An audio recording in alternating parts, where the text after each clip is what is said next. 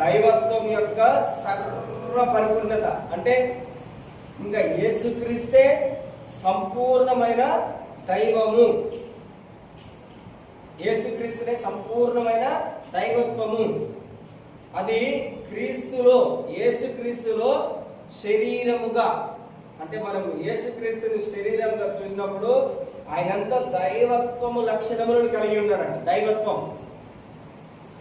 So ఇప్పుడు యేసుక్రీస్తు మనకు శిరస్సు అయి ఉన్నాడు.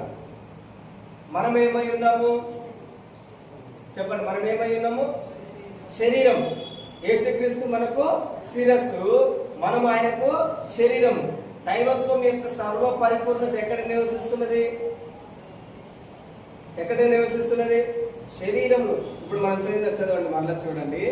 దైవత్వం యొక్క సర్వ పరిపూర్ణత శరీరం